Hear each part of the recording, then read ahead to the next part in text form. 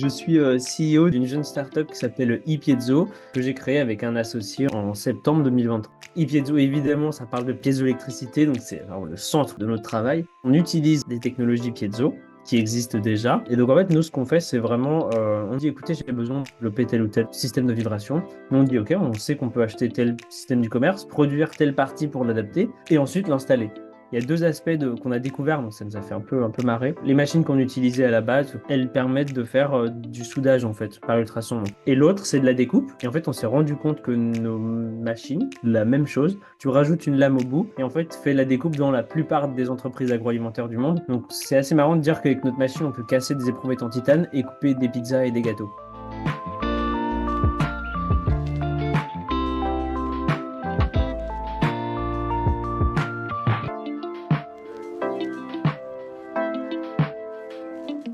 Bonjour à tous et bienvenue dans Dromia Matériaux, votre podcast qui parle de sciences, de matériaux et de toutes les expériences humaines qu'on peut rencontrer dans la vie autour de la thématique de la science et la merveilleuse et fantastique thématique des matériaux. Aujourd'hui, écoutez, j'ai le plaisir de vous présenter un jeune profil, jeune entrepreneur, dynamique, j'allais dire designer parce que dans l'âme, il design des matériaux, il design des concepts, de l'instrumentation autour de la science, autour de la vibration. Ah, ça vous fait vibrer, hein, quand je dis vibration, ça fait vibrer. Eh ben, je vais vous le présenter sans transition. Vincent, comment tu vas? Salut Mike, et bah écoute, merci de ton invitation avant tout, hein, c'est un plaisir d'être là. Je vais très bien. Bah écoute, je suis prêt pour ce podcast. Écoute, c'est ce que j'allais te poser comme question. Vincent, es-tu prêt pour ce podcast? Oui, Sens-tu très près de ce évidemment. podcast? Attends, je me rapproche de l'écran. Es-tu prêt de ce podcast? Très prêt, très prêt. Oh, super. Écoute, je suis super content de t'avoir là, Vincent. Et en plus, c'est ultra top parce que c'est une thématique qui me tient à cœur. Je sais que tu évolues un peu dans le domaine de tout ce qui est de la vibration, donc la mesure également de cette propriété. Et moi, ça me tient à cœur parce qu'on en discutera. Et je vais pas spoiler déjà le début, mais mais ça me tient à cœur. Et en plus, c'est super cool enfin, moi, je trouve super cool pour moi et j'espère que ça soit cool pour la communauté de Romia Matériaux. C'est parce que voilà, c'est important de se présenter des profils, c'est important de mettre en avant les gens pour aussi créer du lien. Et moi, j'aimerais bien que ça crée du lien, que voilà, avec cet épisode-là aussi, que les gens te rencontrent, prends connaissance de qui tu es et surtout, de ce que tu es capable de proposer et d'offrir. Et moi, je trouve ça super génial, en fait. Voilà. Carrément, je suis d'accord. Bon, Tout à fait super. d'accord. Écoute, Vincent, je vais te proposer de te présenter, de dire que tu t'appelles Vincent. Et après, de Mhm. savoir qui tu es, tout ça, et quel était ton parcours personnel. Et après, je vais entamer sur d'autres petites questions. Mais ouais, Vincent, qui tu es et Ok. d'où tu viens et quel a été ton parcours personnel? Ok, écoute, alors merci de me donner la parole. Donc, je m'appelle Vincent, étonnamment, hein, Vincent Jacquemin. Donc, je suis à ce jour docteur en mécanique des matériaux. Et pour revenir très rapidement sur mon parcours, donc j'ai commencé par m'orienter vers un cursus d'ingé, parce que c'est vraiment un truc qui me plaisait, c'est voilà, un peu comprendre comment les choses fonctionnent, pourquoi, comment on fait pour faire des choses, pour les changer. Donc voilà, donc ingénieur aux arts et métiers. Et puis par la suite, donc je rejoins un stage en fin de cursus, mon stage de fin d'études, qui était en fait un stage master recherche. Et je me suis dit, en fait, voilà, ça me plaît finalement. J'aime bien ça. Donc, je vais continuer. On m'a proposé une thèse. J'ai dit, carrément, allons-y, faisons une thèse. Et donc, j'ai fait cette thèse et je suis aujourd'hui docteur, quoi. C'est super cool. Mais Master Recherche, attends, Master Recherche, tu faisais partie des derniers aussi dans le Master Recherche? C'est-à-dire, Parce que tu sais que les masters, donc il y avait les masters professionnels après les masters recherche. Voilà, il y avait les deux oui, types de composantes ouais, en termes de master. Après, du coup, on est resté sur des masters indifférenciés. d'accord. Moi, je sais qu'à Bah, l'université de écoute, Toulouse, alors attends, je vous parle, ça c'est en 2013, mon master 2, alors c'était sciences des matériaux, nanomatériaux, multimatériaux. Master 2, recherche, en 2013-2014. Ouais, c'est ça, 2013-2014. Et j'étais enfin, pas, je crois que c'était l'avant-dernière fois que le master 2 recherche était là. Il restait encore un an et après ils ont arrêté, ils ont fait un indifférencié en fait. Tu ok, vois, ils ont. alors, bah, écoute, moi, je l'ai fait en 2000, de 2000, oula, attends, je suis perdu, 2017 à 2018, je crois. Voilà, c'est ça. Donc il y était encore, visiblement, puisque je crois que c'était son nom, hein. Ok, super. Putain, 2010 2017-2018. Tu sais, j'ai passé ma thèse le 14 novembre 2017. Ok, bah c'est marrant. Moi, je finissais. Incroyable. Mais comme quoi, tu vois, tous les grands esprits sont compte. Le cosmos Voilà. est avec nous. Le cosmos est avec nous. Ça, c'est trop clair. Bon, écoute, Vincent, et tout ça, qu'est-ce qui t'a motivé à faire de la science? Finalement, c'est quoi? C'est cette curiosité, comme beaucoup d'entre nous, ou du coup, t'as vu un manga qui t'a passionné? Bon, moi, il y en avait un, c'était Full Metal Alchemist. Ça m'a passionné. Du coup, ça m'a donné envie de faire de la chimie. Mais le tien, Écoute, c'est quoi ton petit secret? C'est quoi ton ça petit se secret? comprend évidemment. Mais écoute, là comme ça, j'ai pas un truc en particulier qui était le fondement de ce qui m'a fait aller dans cette direction. Mais je dirais quand même qu'il y a un truc qui m'a marqué, en tout cas dans ma jeunesse, c'est vraiment C'est pas sorcier. Enfin, je sais pas pourquoi, mais j'adorais. Alors, Jamie, ses explications étaient folles et sa façon de décortiquer les concepts, les choses, surtout finalement. Globalement la nature, mais du coup, c'était extrêmement intéressant. Et quand tu appliques ça un peu au monde industriel, tu te dis, mais en fait, c'est fou. Enfin, cette compréhension, cette façon d'apprendre les choses, c'est fou. J'aimerais bien aussi avoir un peu une partie de ces capacités, quoi. Ouais, je suis totalement d'accord avec toi. Et d'ailleurs, hey, Jamy, si tu nous entends, l'invitation pour Drôme et Matériaux tient toujours, hein.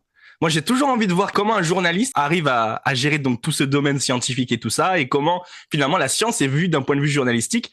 Euh, un appel à toi, Jamy. On t'attend sur Drôme et Matériaux, on t'attend. Ce serait fou. Ce serait On fou. t'attend. Non, mais ouais, c'est super intéressant. Mais c'est vrai que moi aussi, cet aspect, euh, notamment dans C'est pas sorcier, je m'en rappelle. Bah, de toute façon, c'est de notre génération. C'est vrai que c'est super intéressant de savoir bah, comment ils conceptualisent des concepts, comment ils arrivent à le rendre le plus vulgarisant possible pour pouvoir en fait euh, à la fois intégrer Ouais. le concept, mais également, tu vois, ça se voit, ils gardent aussi des mots techniques, ça c'est super intéressant parce que tu vois, c'est moi j'ai l'habitude de dire je dis le gros mot et après j'explique le gros Ouais, mot, tu vois. évidemment, ouais, d'accord. Mais euh, mais en gros, c'est super intéressant ça, c'est tu vois d'avoir cette approche là et euh, et de toute façon ça enrichit le vocabulaire des gens parce qu'à un moment donné, après il faut appeler un chat aussi à un moment donné, Ouais. mais ça enrichit le vocabulaire des gens et puis après par la suite, voilà, si tu es capable de conceptualiser quelque chose et tout, c'est bénef quoi. Donc ouais, non mais c'est ultra cool en fait. Et c'est ça qui t'a fait vraiment changer. Voilà, c'est ça qui t'a dit bah tiens, je vais faire de la science petit ou t'as pas une Ouais, anecdote ben, genre euh, je sais pas moi t'as ouvert une boîte, t'as vu le chat et t'as dit putain, c'est le chat de Stronger. Du coup, ça y est, je suis trop chaud. Non mais non. En vrai, je crois pas à ça qui est assez marrant, c'est que je dirais vraiment, ouais, il y a eu, je pense que l'exemple que je te donne, c'en est un parmi plusieurs. Après, tous me reviennent pas en mémoire, mais c'est vrai que je pense que j'ai eu plusieurs influences, un peu de plusieurs côtés, même enfin, de dire, ok, en fait, la science, j'aime bien, et enfin, je pense que c'est surtout le fait de comprendre des phénomènes, de comprendre les systèmes en général, et de se dire, bah, pourquoi est-ce que ça fonctionne comme ça, et comment faire pour que ce système-là fonctionne comme je le souhaite. Enfin, tu vois, c'est un peu ce truc-là de façonner un peu les choses. Je pense que ça, je l'ai toujours eu en moi, pas forcément exprimé ou compris. Et je pense que c'est quand j'ai appris qu'il y avait ce type de cursus qui existait, donc commencer évidemment par un bac S et puis après s'orienter vers des études d'ingé, bah, je me suis dit, ouais, c'est ce que je veux faire en fait. Ok, ok, super. Ok, cool. Et tiens, j'ai une question pour toi. Euh, Mhm. Quand tu vois un phénomène physico-chimique face à toi, Ok. est-ce que tu as besoin de le comprendre par le phénomène? Ça veut dire que tu le vois devant toi se réaliser et après tu commences à chercher les maths derrière? Ou est-ce que tu le comprends parce que tu as les mathématiques déjà que tu connais ou que tu appliques déjà les mathématiques pour comprendre ton phénomène? Ok, très bonne question. Et je dirais que je suis plutôt la première option. Genre, en fait, je le vois et je comprends le principe. Amen, amen.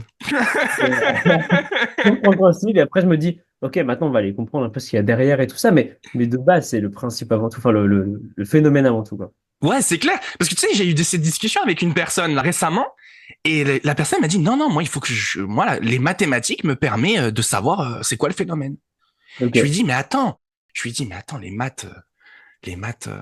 Bon, j'ai rien contre les mathématiciens, les amis. Hein. Je vous Ouais, bien sûr. adore, hein, je vous adore.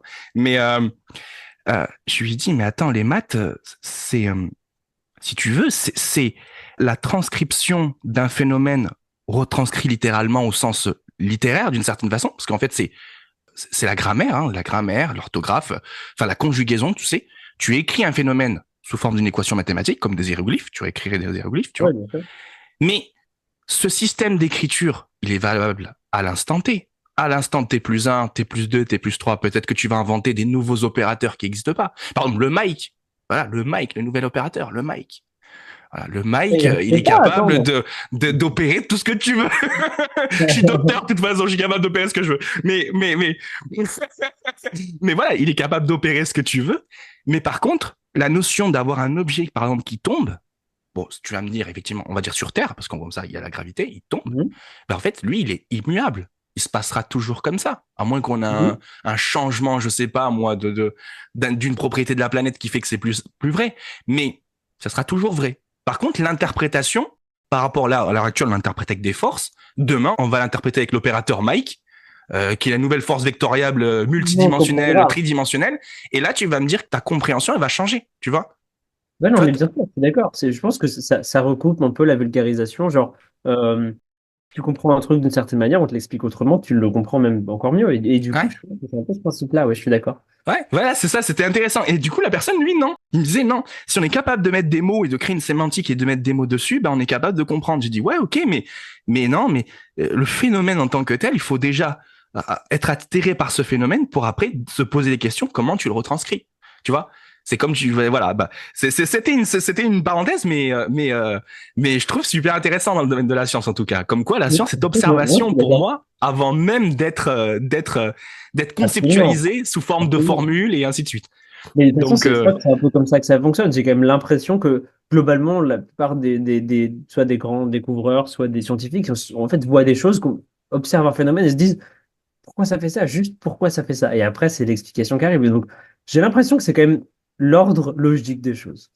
ouais, l'ordre empirique, quoi. Vraiment, Ouais, tout à tu fait. vois la chose, tu crées ta loi empirique, ouais. Ouais, non, mais je comprends très bien. Je comprends très bien. Bah, écoute, euh, Vincent, je te propose qu'on rentre un peu plus dans ton sujet et j'allais te poser la question, ben, est-ce que tu peux nous introduire en fait qu'est-ce que tu fais qu'est-ce que tu fais à l'heure Ouais. actuelle et ouais bah, qu'est-ce que tu fais à l'heure actuelle, après je garde la prochaine question pour la suite. Vas-y, dis-moi qu'est-ce que tu fais à l'heure Vas-y. actuelle. Ce que je fais à l'heure actuelle, c'est que je suis CEO d'une jeune startup qui s'appelle ePiezo, que j'ai créée avec un associé en septembre 2023. Donc, ça fait un an et demi. D'accord, et du coup qu'est-ce que vous faites dans ePiezo? Moi bon, Piezo, tu vois, je le nifle là, tu vois, je le sens, tu vois. Je Ouais, le vas-y. sens que Ok, Piezo, ok, ok. très bien, mais dis-nous en plus. Ok, alors, pour faire court, donc e-piezo, évidemment, ça parle de piezo, de la piézoélectricité, donc c'est vraiment le centre de notre travail. Donc, nous, en fait, on exploite des technologies piezo qui existent déjà, qu'on améliore, qu'on façonne pour pouvoir les exporter, en fait, d'un domaine à un autre. Donc, par exemple, nous, on travaille sur des piezo vraiment spécifiques qui existaient dans quelques applications pour l'instant. Notre objectif, c'est de pouvoir les développer, les exploiter pour qu'ensuite d'autres domaines puissent les utiliser tout simplement. Ah, c'est super intéressant ça. Et du coup, comment tu te positionnes? Ça veut dire que tu exploites bah, typiquement un piézoélectrique qui parle normalement à tout le monde.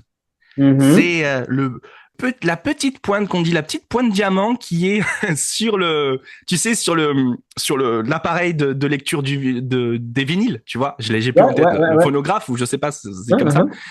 Du coup, celle-là, elle me vient à l'esprit. Alors, tu sais, Ouais.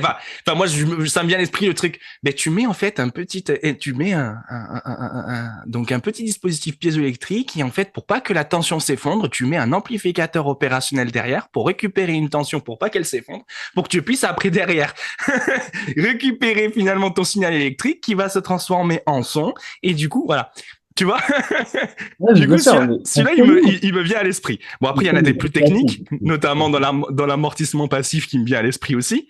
Euh, Niobiate de sodium, j'en ai synthétisé du niobiate de sodium Mhm, pour mhm. remplacer le BaTiO3, l'oxyde de titane, de titane barium, si Absolument. je dis pas de bêtises. Exact. Mais effectivement, ouais, donc c'est des principes comme ça que tu arrives à transposer pour de l'instrumentation, Ouais. ou pour un besoin bien précis. En fait, tu développes de la méthodo en même temps de ton instrumentation. Par exemple, des nouveaux modes d'analyse ou alors que tu présentes, ou est-ce que par exemple tu réponds à un besoin industriel et tu dis ben non, l'industriel me dit je veux analyser ça n'existe pas sur le marché. Est-ce que tu es capable de me le développer? Alors, il y a plusieurs questions dans, dans ta question, mais pour revenir, alors il y a un point important, je pense qu'il faut préciser, c'est au cas où tout le monde ne connaît pas les piezo, la piezoélectricité, en fait, c'est vraiment un phénomène qui a, on va dire, deux sens, finalement, deux directions. Donc, le premier, c'est l'effet direct, où en gros, quand tu déformes un matériau piezo, il crée un signal électrique faible. Et donc ça, c'est ce dont tu parlais. Et puis après, il y a l'effet inverse qui est quand tu appliques justement un champ électrique à un matériau, et bien là, lui se déforme en fait finalement, donc parfaitement équivalent finalement dans un sens comme dans l'autre. Et donc nous, on est plutôt sur le deuxième aspect. Donc en gros, on prend des signaux qu'on applique à un matériau piezo qui se déforme, et on le fait à très haute fréquence. Donc en gros, tu prends un signal à des dizaines de kilohertz que tu envoies avec plutôt des hautes tensions en plus dans notre cas sur un matériau piezo. Il se déforme donc à très haute fréquence et il génère en sortie une vibration. Et en fait, c'est cette vibration que nous, on exploite pour différents phénomènes. Et comme tu l'as dit, on est capable d'adapter un peu l'alimentation du piezo et puis comment est-ce qu'on conditionne les vibrations qui en sortent pour pouvoir aller atteindre d'autres applications par rapport à ce qui se fait sur le marché. Mais donc, ce que tu disais est tout à fait vrai. Des industriels viennent nous voir en disant, écoute, moi, en fait, je veux générer des vibrations pour les appliquer dans tel contexte. Est-ce que vous pouvez le faire? Est-ce que vous pouvez avoir telle gamme de fréquences, telle gamme d'amplitude? Est-ce que ça, vous savez faire dans tel contexte? Et ben, en général, on dit oui, parce qu'on sait. Et on travaille avec eux pour le faire. Ouais. Super intéressant, super intéressant. Et du coup, en termes de piézoélectricité, est-ce que vous utilisez que des céramiques ou est-ce que vous êtes sur des piézoélectriques polymères? Alors, pour le coup, on est vraiment centré sur de la céramique. Donc, si Mhm. je ne me trompe pas, des PZT. J'ai oublié le mot, la signification Ouais, le exacte. PZT, ouais, je l'ai plus C'est aussi, la le plus connu. signification. Je crois que c'est le plan zirconate. De Ouais, tit- ouais, titane, je crois, un truc comme oui, ça, c'est ça, plonge ouais, zirconate, titanate, enfin, c'est ça. je l'ai plus. Alors, c'est le plus classique, hein. Mais, mais en gros, entre autres, parce qu'on travaille avec des fournisseurs qui nous donnent des stacks de piezo. Donc, en fait, tu prends des petits disques piezo que tu assembles entre eux, Mhm. très contraints. Et en gros, ils peuvent travailler à une fréquence prédéfinie, donc Mhm. cette fréquence en l'occurrence. Et nous, on travaille vraiment avec ça, précisément. Et surtout, comme on travaille à haute fréquence, haute tension, haute puissance, finalement, avec des courants importants. On ne pourrait pas travailler avec des polymères. Ouais, Dans ça claquerait trop. les applications, ouais, ça aurait aucune chance de tenir finalement. D'accord, ok, ouais, parce que moi, en polymère, je pense typiquement au PVDF TRFE. Ouais, absolument. Ouais, bien sûr. Je pense également au PVDF seul, mais selon une forme bien précise, parce qu'en fait le PVDF seul, il peut devenir piezo, mais il faut qu'il soit étiré selon en Oui, fait ouais, exact. un, Dans le une sens des fils orientation aussi. précise et Oui. après polarisée. Parce qu'en fait, pour les auditeurs, la piézoélectricité, enfin c'est notamment pour certains types de matériaux, il faut les polariser pour qu'ils deviennent piézoélectriques. Mhm. Voilà. Parce qu'après, si on passe à température de curie, si je dis pas de bêtises, tu m'arrêtes, parce que moi, c'est des trucs que j'ai vus en 2014. Si... non, mais sincèrement, c'était pendant mon stage de M2. Coucou, Ok. les gens du Cirimat. C'est mon stage de M2 que j'ai travaillé sur la piézoélectricité. En fait, je devais faire Marrant. je devais faire, tu sais, donc un piézoélectrique. C'était du niobate de sodium. J'ai le droit d'en parler parce que c'est publié. Mhm. Bah, je t'en prie. Et du coup, c'était pour remplacer le BATO3. Et Ouais. alors c'est le NA, le NB, le NBO3, je sais plus, j'ai plus en termes l'acronyme. Vous me pardonnerez, mettez-le moi en commentaire si vous avez l'acronyme en tête. Je devrais le chercher. Mais et là c'est le NA-NBO3, c'est ça, je crois, c'était ça, le NA-NBO3. Et du coup, et l'idée en fait c'était de le remplacer par rapport au BATE3 et je devais le mettre je devais charger un composite donc Ok. un polymère pour en faire une matrice chargée. Alors un composite ou une matrice chargée selon ta sémantique. Parce que pour les formulateurs, on appelle Ouais, ça un bien sûr. composite, mais pour les mécaniciens, un composite, c'est un renfort fibreux, c'est pas une charge. Ouais. Donc tu vois, bon, et je vais lancer un pic aux mécaniciens, mais les gars, les mécaniciens, c'est de la physique, d'accord? C'est pas d'accord, ok, donc s'il Voilà. vous plaît. Bon, et en point de formulateur, on dit composite, d'accord? Ok.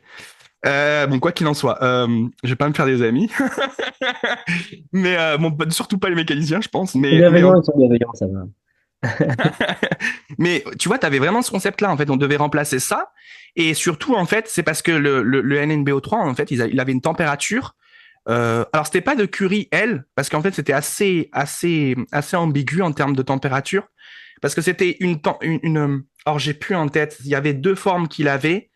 Et parce que la température du Curie, ça fait que quand tu le passes, tu dépolarises ton matériau. S'il est dépolarisé, il n'est plus piézoélectrique. Mhm. Mais D'accord. comme il y avait une notion de deux phases qu'il avait, qui lui permettait de donner une forme de piézoélectricité, mais c'était pas sa température du Curie, je sais plus. Franchement, je sais plus. Je vais plus dire de bêtises. Je relirai mon article. J'aurais dû relire mon article et je l'ai pas relu. Bon, quoi qu'il en soit, voilà, il y avait ça. Et pourquoi on l'utilisait lui? Parce qu'en fait, il était plus adapté aux matrices haute performance. Donc les matrices Mhm. polymères haute performance. Ouais, bien sûr, bien sûr, Et bien il sûr. fallait absolument que cette température ou cet équivalent de température de Curie soit beaucoup plus élevé que la TG du polymère. Pourquoi? Parce qu'en fait, quand le polymère il a atteint sa TG, il a une meilleure mobilité moléculaire, donc il peut permettre aux particules de se mieux réorienter. Tu vois? D'accord. Ouais, je Donc vois. du coup, comme les polymères haute performance ont des TG à peu près de 160 degrés, Mhm. il fallait que cette température, la température en fait de polarisation ou de dépolarisation, si tu veux, d'une certaine forme du terme, pour Mhm. mieux comprendre, hein, pour mieux comprendre, je dis bien, euh, ben en fait, il fallait qu'elle soit beaucoup plus élevée que la TG du polymère pour pouvoir permettre en fait de polariser correctement le Ok. matériau. Ouais, je vois. Ok, ok, Donc très du bien. coup, on était allé sur des principes comme ça, tu vois. C'était vraiment pour des notions d'amortissement passif, parce qu'en fait, derrière, le but c'était de créer un composite où tu mettais des charges conductrices. Bon, ça c'était la thèse d'une amie à moi, et coucou Camille, si tu nous entends, c'était ta thèse, donc elle est magnifique, d'ailleurs, magnifique thèse. Euh, et le but, c'était qu'en fait, si tu couplais dans un matériau, donc matrice polymère, une charge conductrice et un Mhm. piézoélectrique, ben, tu crées ce qu'on appelle l'amortissement passif. Et du coup, si tu es capable de dissiper une énergie mécanique en énergie électrique dans une structure, en fait, ta vibration, ta structure en vibration, ben, en fait, finalement, elle Mhm. élimine les Ouais, ouais, vibrations ouais. mécaniques. Et Ok. donc, ça, c'est super cool, par exemple, pour des applications type des lanceurs. Genre la Mhm. fusée Ariane, elle va partir, ben en fait c'est super intéressant pour des types d'applications comme ça. Ça évite que Mhm. la structure, si tu veux, soit Oui, endommagée par les vibrations. ouais, d'accord, d'accord. Donc c'est vraiment intéressant, tu vois, des concepts. C'est pour ça que la piézoélectricité, je trouve ça ultra incroyable. Euh, Tu en as vraiment partout, c'est ça qui est fou. ouais, c'est partout, hein, partout. Bon, on pourra en parler. Mais je crois que d'ailleurs, je t'ai suivi là. Je sais pas si c'est toi que je l'ai vu sur LinkedIn, qui a reposté je sais plus, un article sur des gens qui ont fait des dalles piézo pour que les gens puissent marcher pour Ah, récupérer du non, courant. j'ai commenté ça. Ouais, t'as commandé J'ai ça, bah tu commenté le vois, truc. Voilà, je te tu l'ai l'avais vu. passé, tu l'avais Ah, c'était passé. magique, mais c'est exactement ça ce qu'il faut faire, quoi. En fait, c'est effectivement ce qu'il faut faire. Il y a des gens qui avaient, enfin, je crois que ça fait déjà des années que qu'il y a des choses un peu dans le style, mais vraiment, tu sais, genre dans des chaussures. En fait, tu mets un pied de sous tes chaussures et à chaque pas, finalement, bah, tu crées une petite tension. Et si tu arrives à bien la stocker et à l'accumuler, potentiellement, tu peux l'utiliser pour, bah, je sais pas, pour alimenter des petits appareils, des petits dispositifs. C'était assez difficile à mettre en place parce que je crois que le courant est trop faible. Mais dans leur cas, enfin, la tension est trop faible, mais dans leur cas, vraiment, ils ont réussi à mettre suffisamment de dalles avec beaucoup de gens qui marchent dessus, donc tu récupères plein de fois des petites tensions et en fait c'est suffisant pour arriver à créer quelque chose parce que tu fais une grande surface, beaucoup de gens marchent dessus, c'est parfait, tu vois, c'est fou. C'est très Ben, bien pour Ben l'énergie. c'est ça, ouais, c'est clair. Hein. C'est clair, tous ces mécanismes-là, c'est des choses qu'il faut mettre en place. Après, bon, vont se poser la question des puristes qui vont te dire, et le recyclage de tout ça Demain, ça Alors, t'emballe comment on recycle tout il y a un ça. point positif quand même dans les piezo, c'est qu'en fonction, ça dépend du matériau évidemment, mais en général, les piezo céramiques ont une durée de vie qui est quand même vraiment mais, astronomique. Enfin, je sais que par exemple, dans notre cas, on utilise des piezo où on leur met 2-3 kilowatts dans la tête, c'est quand même costaud, hein. Et ça fait 20-30 ans qu'ils sont là et qui n'ont absolument pas changé. Enfin, tu vois, c'est des trucs, c'est immuable si tu les traites bien, évidemment, dans le range du possible, ils peuvent presque tenir toute ta vie finalement. Donc en fait, Hmm. c'est assez aussi impressionnant si tu le fais bien. Normalement, il y a pas le recyclage de cette partie-là est pas trop critique. Après, pour les autres parties, évidemment, là, c'est au designer de choisir les bons matériaux. C'est clair. C'est clair. Tu vois, quand je t'ai présenté au début, j'ai dit Vincent, c'est un designer. Tu vois, finalement, je t'ai pas si loin que ça. Ah, Je t'ai pas si loin que ça. Hein. là, je pense que pas loin, en effet, pas loin. Ah bah c'est sûr. C'est sûr. Non, mais on va en parler sur l'histoire du recyclage. Mais du coup, Vincent, par rapport à iPiezo, comment Oui. tu te différencies? En fait, le marché à l'heure actuelle, le marché des gens qui travaillent dans la piézoélectricité, Ouais. Euh, en fait, c'est quoi? C'est quoi globalement? C'est-à-dire, c'est quoi leur sujet réellement qu'ils exploitent? Et toi, finalement, par rapport à Ipiezo, comment tu arrives à te différencier? Ok. Alors, si tu veux, il y a plusieurs boîtes dont on n'est pas forcément concurrent. C'est tous ceux qui produisent les piezos et tous ceux qui utilisent des piezos, on va dire, grande distribution. Donc, en gros, c'est tous les piezos de petite taille ou de faible déplacement, de faible tension. Eux, ils sont utilisés quasiment partout. On en parlait juste avant. Et ceux-là sont vraiment très largement produits par plein d'entreprises. Donc, on ne se positionne pas sur ce marché. Nous, ce qu'on fait, c'est qu'en fait, d'une certaine manière, on est une forme d'intégrateur de système piezo, en fait. Donc, en gros, une entreprise en labo a besoin de tester des choses avec des systèmes piezo, en l'occurrence plutôt euh, haute puissance. Donc, c'est vraiment notre cas, hein. Donc, quand je parle de puissance, comme je disais, c'est plusieurs kilowatts. Donc, c'est 1000 volts et 1 ou 2 ampères quand même. Euh, et du coup, ces choses-là, vraiment, les entreprises souhaitent intégrer ça. Donc, nous, on peut les aider à acquérir des systèmes qui sont en partie les nôtres, mais évidemment pas à 100%. On s'équipe avec des parties de pièces du commerce. Et en fait, on adapte ces solutions-là. Nous, on est la partie adaptation pour que ça puisse fitter avec leur ligne de prod, avec le procédé qu'ils visent à tester, dans l'optique de pouvoir utiliser donc, des ultrasons à travers les piezo chez eux. Et donc, d'un point de vue concurrence, donc on n'est pas concurrent de ceux qui produisent des piezo. Par contre, il existe des gens, en effet, qui produisent des systèmes piezo et qui les vendent donc à des labos, à des boîtes. Et sur ce marché-là, donc encore une fois, il y a une scission. Il y a ceux qui produisent les systèmes qui les vendent, et après, les gens font ce qu'ils veulent. Donc, ils l'intègrent, ils se débrouillent. Donc là, c'est là où on pourrait intervenir. Donc, on vient en complément enfin, entre le producteur et l'acheteur, finalement. Il y a une partie aussi où on se positionne sur donc, la caractérisation des matériaux, donc en gros la mesure de leurs propriétés méca par l'utilisation des ultrasons.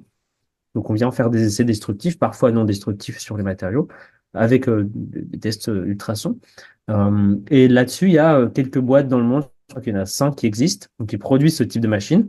Et donc nous, on se positionne comment? Bah, avec une machine qui est juste différente, plus innovante, parce que on la conçoit, on la développe pour qu'elle soit adaptée à cette utilisation de tester les matériaux.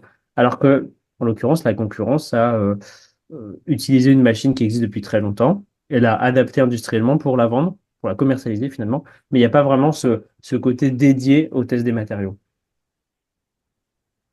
Ouais, je comprends, je comprends. Ok, donc c'est vraiment cette spécialisation. Là. Vraiment, Ouais. t'as fait le focus vraiment pour développer un système pour les matériaux. Ouais, c'est clair. Mais ah, putain, sur le moment où tu parlais, j'avais trop de questions à te poser. Maintenant que c'est moi qui reprends la parole, ça y est, je suis Non, noyé sous mes questions. attends. C'est incroyable. Mon Dieu, ça m'arrive tout le temps. Mais euh, ah, qu'est-ce que je voulais te poser comme question? Euh, Mike, t'as oublié. T'as On s'en fout, oublié. ça va te revenir, ça va te revenir. T'as oublié.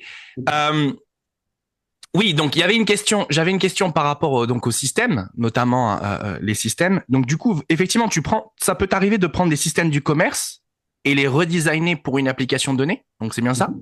Absolument. Ok, très bien. Et du coup, moi, ça me pose la question, sachant que toi, t'es plutôt matériaux. La partie, on va dire un peu plutôt informatique ou peut-être même création des dispositifs et tout ça. Comment tu te fais assister là-dessus en fait?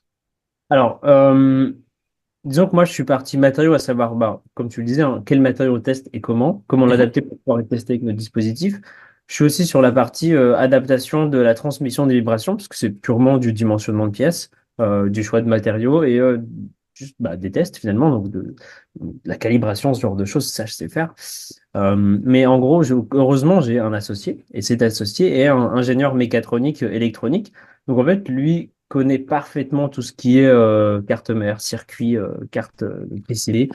Il les développe, il les crée. On peut du coup les intégrer pour alimenter la machine, pour piloter différemment le système. En fait, c'est vraiment là-dessus qu'on a une plus-value. Euh, et lui développe aussi la partie software, firmware, qui peut permettre d'utiliser du coup le dispositif. Mais oui, effectivement, c'est une synergie entre ces deux approches parce que sinon, en fait, tu n'y arrives pas. Hein. Tu n'y arrives Bah pas. non. Toi, Non, non, tu amènes le concept, tu amènes le design matériaux, le dimensionnement. par rapport en fait, c'est ce que ce matériau est beaucoup plus adapté par rapport au cas d'application donné, par rapport finalement à son milieu où il va être sollicité et ainsi de suite. Effectivement, il fallait cette partie mécatronique, comme tu dis, pour les associer, parce que finalement, après, moi, je suis partisan, mais de toute façon, quand tu fais de la piézoélectricité, c'est ce que tu fais. Et moi, je suis partisan, tu sais, de rendre les matériaux un peu smart, c'est-à-dire vraiment Oui. ce que le matériau peut produire lui-même. Tu vois, Mhm. tout ce qu'il Ouais, peut lui assumer, ce serait cool. ouais, Après, ce qu'il peut pas assumer, on met un circuit électronique derrière. Mais tout ce qu'il peut ouais, bien assumer sûr. lui en termes de propriété, c'est ça qui est super intéressant, non? Je sais pas ce que t'en penses. Non, non, je suis d'accord. Et c'est aussi pour ça qu'on exploite les piezo. C'est parce que ce truc de tu peux convertir en quelques lamelles fines finalement d'un matériau pas si compliqué à obtenir, tu peux vraiment réussir à produire donc une vibration à partir d'un signal électrique. C'est fou. Enfin, tu vois, théoriquement, tu as quelques fils, quelques disques de céramique, c'est tout. Et juste là, tu transformes l'énergie électrique en énergie mécanique. Ouais, super. Et du coup, est-ce que tu vas un peu sur tout ce qui est pyroélectrique, ferroélectrique? En vrai, non. Finalement, on fait pas ça. Vous y On allez n'y va pas? pas. En vrai, ces phénomènes-là sont extrêmement intéressants et je trouve même au-delà de ça assez agréable à regarder. Enfin, je sais pas, je trouve ça assez fou même presque. Mais on n'est pas dans ce domaine-là, donc non, on n'y va pas. Ouais, ok. Non, parce que je sais que effectivement, tu vois, un matériau qui est piézoélectrique, il n'est pas Oui. forcément pyroélectrique et ferroélectrique. Donc il y a cette dimension-là. Et je me rappelle, c'est le graphe que j'ai fait quand j'étais en stage là. C'était un petit graphe. Il y avait 21 structures, je crois, ou un truc comme ça. Et tu fais des déclinaisons, tu sais. Mhm. Oui, je le sors. Il y avait le rapport. Je voulais faire comme ça à la caméra. Je l'ai plus. Ouais, Je l'ai affiché. plus. Il doit être perdu dans mes documents ou un Il truc est comme quelque ça. Bon, part. pff. Mais attends. Ah, il doit être là, il doit être rangé par là, il doit être rangé par là. Sur ceux qui nous regardent en vidéo, vous allez voir, il doit être rangé par là. mais ouais, non, mais c'est intéressant parce que bon, on comprend qu'il n'y a pas que la piézoélectricité, il y a d'autres types de phénomènes aussi également. Et c'est vrai que si, mais c'est des choses que peut-être que par la suite vous allez y aller ou, enfin, ça trotte dans ton imagination de CEO ou finalement pour le Hum, moment tu restes en stand-by ou tu te retiens quoi. Ouais, pour le moment, non. Disons que, en fait, on sait que ça existe. On sait que ça pourrait être exploité. Je pense que ça l'est même déjà sur certains aspects. Mais en fait, c'est pas le choix qu'on a fait pour l'instant, hein, bien sûr. Et je suis pas sûr qu'on y aille. Voilà, pour tout te dire, je suis pas sûr. C'est pas très bien. tu m'étonnes. Tu m'étonnes. Non, mais il y a tellement de choses à voir. Il y a tellement de choses Oui. à voir que c'est sûr que qu'effectivement, ouais. Et est-ce que tu es sur la partie, donc, ouais, je comprends que tu es bien sur la partie instrumentation, mais Mhm. pour la partie piézoélectrique, est-ce que tu es aussi sur des... Est-ce que tu achètes que ton piézoélectrique de manière commerciale et après toi tu crées tout ton dispositif derrière? Ou est-ce que tu vas quand même sur de la recherche? Voilà, bah, par exemple, est-ce que tu ferais avec du NNBO3 par exemple? En fait, disons que ça dépend. Ça dépend de plein de choses, tu vois. Alors, en fait, ça dépend aussi de ce qu'on veut faire, de ce qu'on nous demande de faire finalement. Si on reste dans le cadre de ce qu'on prévoit de faire et de ce qu'on sait faire pour l'instant très bien, à savoir utiliser des pieds de puissance, les appliquer dans différents domaines. Là, on reste vraiment sur de la céramique, des choses qu'on achète dans le commerce, entre autres parce que c'est des boîtes avec qui on travaille qui ont mais, des dizaines d'années d'expérience, donc qui font ça extrêmement bien pour pas cher. Tu veux les concurrencer, tu ne peux pas. En fait, c'est très dur. Sincèrement, on aimerait développer et créer nos propres piezo, nos propres stacks piezo, donc en faire enfin, finalement, on appelle ça un convertisseur. Tu sais, c'est quand tu mets plusieurs lamelles et que tu les précontrains. Euh, et que du coup, tu peux avoir un déplacement augmenté et donc prendre des courants plus élevés aussi, des tensions plus élevées. Euh, mais au fond, on se dit que c'est quand même vraiment difficile d'accès. Et en fait, c'est une option qui trotte dans notre tête de créer nos propres piezo et nos propres stacks. Et ça viendra, je pense, plus tard quand on aura vraiment réussi à un peu plus à développer notre objectif premier, on va dire. Mais si on est bien installé dans cette direction, on se dira, OK, maintenant, en fait, comment s'affranchir finalement des sources d'incertitude qui sont les fournisseurs. Et donc, potentiellement, c'est créer nos propres piezo se posera à ce moment-là. Et le NNB, je pense qu'il y a des chances qu'on s'y tourne parce qu'entre autres, il permet de respecter au moins les normes, c'est-à-dire que tu n'as pas de plomb, c'est déjà un point important. Et donc, juste sur ces aspects environnementaux, c'est vrai que c'est pertinent. Après, il faudra voir si, oui ou non, tu vois, ils peuvent tenir ce qu'on leur fait subir, mais ça, ce sera à tester. Ouais, voilà, c'est ça, exactement, la norme Rich. Ouais, tout à fait, tout à fait. Mhm. Effectivement, parce que comme il est sans plomb, eh ben, c'est ça qui est intéressant avec ce type de piézoélectrique. Ouais, ouais, c'est super intéressant. Hein. C'est super intéressant de ce point de vue-là.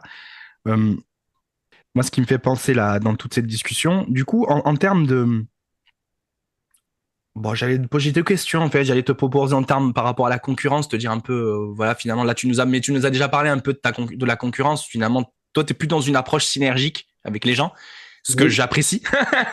Ce que j'apprécie parce que bon, Voilà. tout est synergie. Pour moi, je pense qu'on peut faire, par exemple, la même chose, mais si on définit bien ses missions, on peut créer une chaîne de valeur plutôt qu'une chaîne de concurrence. Même si dans la concurrence naît l'innovation, euh, c'est bien aussi de se créer aussi une synergie, tu vois, que chacun apporte un bloc où il n'y Ouais, a non, je suis pas, d'accord. Je suis tu vois, il n'y a d'accord. pas on va dire un terrain qui est vierge et que toi, tu te dis, bah, je vais m'installer parce que bon, je Ouais, pense qu'il ouais. est intéressant de créer des ponts et des passerelles et des liens et des choses comme ça. Donc ça, c'est plutôt cool. Euh, ouais, tiens, c'était ça la question que je voulais te poser. Je voulais te poser la question, si tu... Est-ce que tu as un cas concret, par exemple, que tu peux nous dire, hein, qui c'est pas sous NDA ou accord de confidentialité ou ce que tu veux d'autre, un cas concret, par exemple, qui t'est arrivé dans le domaine, là, dans ce que tu as fait, par exemple, pour un client ou finalement, je vais même poser la question un peu plus large. Si on veut travailler avec toi, comment tu fonctionnes? C'est quoi ton processus? Je Ouais. dois t'amener un cahier des charges, je dois te dire, bah voilà, Vincent, je suis dans la merde, je comprends pas tout, il me faut un dispositif. Voilà, comment ça se passe en fait? Comment on t'aborde? Ok, alors très simplement, tu peux commencer par me dire genre bonjour, ensuite de me dire voilà, voilà dans quoi je travaille, voilà Tu sais, le c'est comme l'artiste là. Je sais plus comment il s'appelle. Puis il est trop incroyable ce gars-là. Tu sais, à un moment donné, quand il te présente, tu fais bonsoir. Je sais plus c'est qui là. Je sais plus comment il c'est pas Paul s'appelle. Mirabel qui parle comme Ah, ça? c'est Paul Mirabel. Ouais, coucou Paul Mirabel, si tu nous entends, je te fais un coucou de la part de Bromien Matériaux. Ouais, j'adore son bonsoir quoi. Il me fait rêver. Il me fait rêver. Il me fait rêver. Et- Ouais, non, j'avoue, il est très cool, il est très marrant. Et, si tu veux, donc, très simplement, tu as un besoin qui est associé à l'exploitation d'ultrasons, mais pas trop haute fréquence, c'est-à-dire quand je dis pas trop haute fréquence, c'est genre 20, 30, 40 kHz, en gros, c'est les fréquences un peu dans lesquelles on travaille. Et tu veux exploiter ça pour l'appliquer même à n'importe quel matériau, à n'importe quelle pièce mécanique. Enfin, tu veux transmettre des vibrations d'une certaine manière dans ce domaine de fréquence et à des amplitudes de plusieurs microns ou plusieurs dizaines, plusieurs centaines de microns tout au plus, parce que c'est un peu le range de fonctionnement des pièces de toute façon. Bah, tu viens voir et tu dis, écoute, voilà, moi je veux faire ça dans tel contexte. Voilà mes limites, voilà euh, voilà l'environnement dans lequel je veux le faire. Voilà l'amplitude de déplacement que je souhaite et l'amplitude de fréquence que je souhaite. Et à partir du moment où je sais ça, je peux te dire, bah écoute, nous on peut pas. Ou alors, évidemment, on peut le faire avec plaisir. On arrive à développer telle partie, on peut se positionner sur tel ou tel aspect, on peut faire le pilotage. Enfin, en gros, on est capable de s'adapter quand même assez largement. Pour l'instant, si tu veux, un ou deux cas d'application, bah, les premiers, les plus simples, hein, c'est vraiment utiliser notre techno pour générer des vibrations qu'on envoie dans un matériau. Et en fait, ce matériau, on le dimensionne pour qu'il ait un mode propre, longitudinal, qui soit à la fréquence de notre machine. Donc, autrement dit, tu mets ton matériau sur ta machine, les deux vibrent à la même fréquence, et ça permet d'activer en fait le mode propre du matériau, donc de l'éprouvette, de l'échantillon que tu testes. Et ça le permet de se déformer, en fait, il s'écrase sur lui-même, il s'étire comme ça de manière très rapide. Et ça permet, si tu vas à des très hautes amplitudes de formation, de tester tout simplement sa résistance à la fatigue. Et puis si tu vas à des très faibles niveaux d'amplitude, tu peux juste utiliser les lois de propagation des ondes qui te permettent de dire, OK, ben en fait, si ce matériau dont je connais la masse volumique, parce que tu l'as mesuré en amont, vibre à telle fréquence, alors son module d'élasticité, c'est ça. Et tu as une précision quand même inférieure au pourcent, donc c'est plutôt intéressant. Donc c'est des mesures qui permettent, enfin, tu vois, ça peut être juste sur l'analyse des matériaux, tu as déjà des choses différentes. Mesurer les propriétés élastiques ou mesurer la résistance, par exemple, sur la fatigue. Et puis après, tu as d'autres choses tout à fait différentes. Donc, ça, c'est des choses que, en gros, si tu veux, ça se fait beaucoup, voire même énormément. Il y a deux aspects qu'on a découverts, donc ça nous a fait un peu marrer. Donc, les machines qu'on utilisait à la base, que les gens utilisent à la base, euh, elles permettent de faire du soudage, en fait, par ultrasons. Donc, tu sais, tu prends deux matériaux, tu les écrases, tu envoies une vibration, ça fait chauffer, ça les fait fondre entre eux, ils sont assemblés, c'est parfait. et l'autre, c'est de la découpe. Et en fait, on s'est rendu compte que nos machines, la même chose, tu rajoutes une lame au bout et en fait, fais la découpe dans la plupart des entreprises agroalimentaires du monde. Donc, c'est assez marrant de dire qu'avec notre machine, on peut casser des éprouvettes en titane et couper des pizzas et des gâteaux. Mais donc, ça, c'est assez fou. Ouais, c'est clair comme quoi ces types d'applications. Et du coup, ce serait quoi la plus-value? Un gain d'énergie? Un gain d'énergie de ces dispositifs et du coup, des industries comme celle-ci qui se dimensionnent avec ta technologie, ben, elles consommeraient moins d'énergie, elles seront donc un bilan carbone beaucoup plus intéressant et ainsi de suite.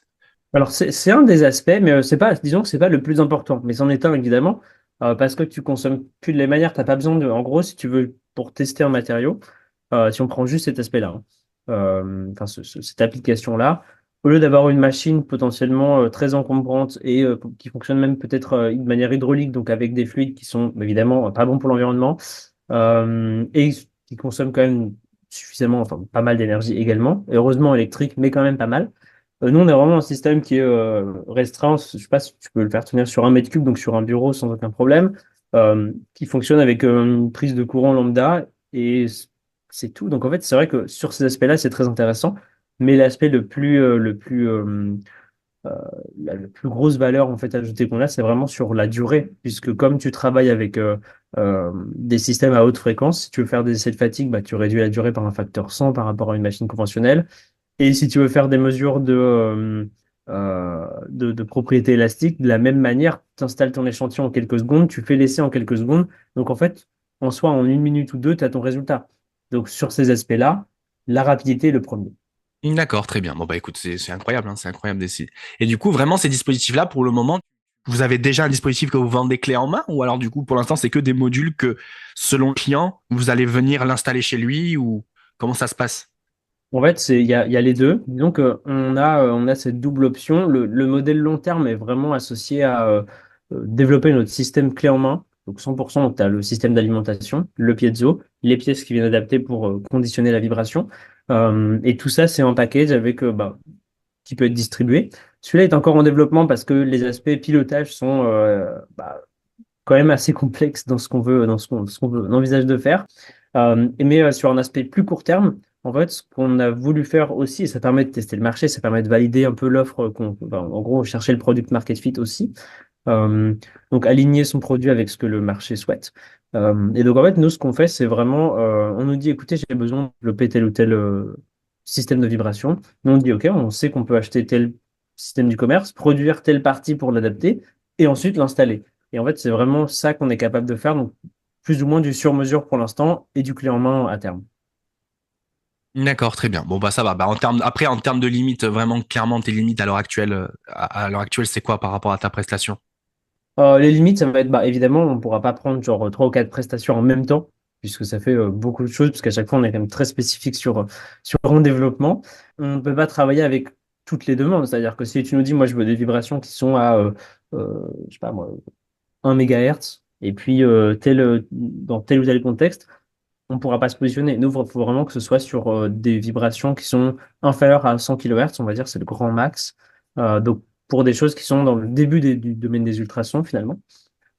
Et puis avec, bah, en fait, juste une possibilité d'intégrer les systèmes qu'on a sur ce que tu veux faire. Et dans certains cas, on a déjà dû refuser parce que bah, ce qu'on faisait était juste pas adapté en termes de fréquence, d'amplitude. Donc, mais voilà. Mais dans d'autres cas, ça tombe parfaitement, évidemment. Et donc là, on peut tout à fait se positionner, quoi.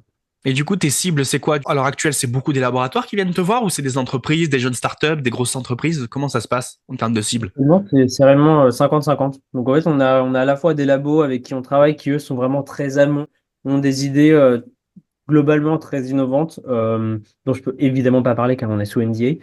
Mais en gros, c'est ça. C'est nous, on veut utiliser l'illustration dans un contexte nouveau. On veut tester des choses. Faisons-le ensemble et voilà quoi, on y va. Et les entreprises, c'est vraiment plus sur les aspects globalement pour l'instant matériaux. Autrement dit, ben voilà, moi j'ai un matériau, en fait, je veux juste mesurer sa propriété dans tel ou tel contexte. Est-ce que vous pouvez le faire? Et nous, on se positionne parce qu'on peut le faire. Dans certains cas, ça simplifie même les choses, ça simplifie les essais, parce que notre système permet de fixer un échantillon que d'un côté. Donc en gros, tu évites les mises en position sur des machines standards où tu viens le gripper en haut en bas et potentiellement le désaligner ou lui appliquer une déformation qu'il n'aime pas. Donc c'est vraiment des choses qui simplifient un peu même tout simplement la procédure d'essai.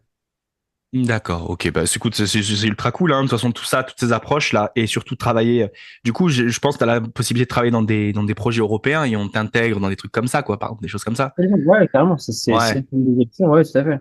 ouais, c'est ultra cool ça. Ça, C'est c'est ultra clair. cool ça. C'est ultra cool.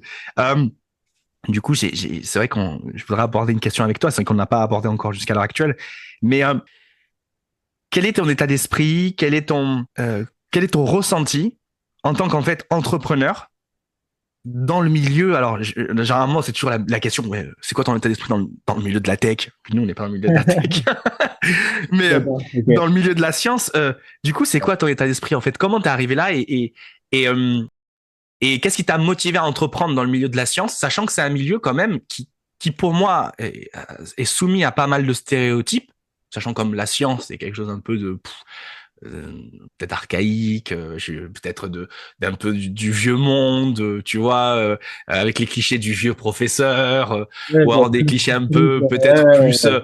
plus plus un peu comme à la télé, la science c'est à la télé, on va t'expliquer un truc à la télé ou tu vois toute cette dynamique là. Comment tu y as répondu? Qu'est-ce qui t'a motivé en temps d'entreprendre là-dedans? Comment finalement vit un CEO de ce domaine? Voilà. Mhm. Ok. Bah écoute, alors pour l'aspect, on va dire historique, ou en tout cas la genèse du projet, euh, de base, vraiment, c'est une idée qui a germé comme ça, mais vraiment petit à petit, avec l'associé avec qui je travaille aujourd'hui, qui était en fait mon collègue pendant 5 ans sur un projet européen pour le CNRS, donc pendant lequel j'ai fait ma thèse en fait. Euh, et donc on a travaillé sur ce type de techno qu'on utilise et qu'on exploite aujourd'hui. En fait, on s'est dit, bah ok, on aime beaucoup ce qu'on fait, juste le principe de développer des instrumentations, développer des systèmes, les tester, les valider, les modifier, parce que ça marche pas toujours. Donc tu dois toujours trouver le moyen de l'adapter pour que ça marche bien. Et ce truc-là, ce challenge-là, on a vraiment beaucoup aimé. Donc le domaine de la recherche et de la science, c'était vraiment un truc que tous les deux, on sait on a en nous. Et puis après, le domaine entrepreneurial, il est venu vraiment au fur et à mesure en se disant, mais attends, ces machines-là, en fait, elles sont exploitées, elles sont plus ou moins vendues par certains acteurs du marché, mais pas à leur plein potentiel ou pas sur les domaines que nous, on imagine pour ces technos.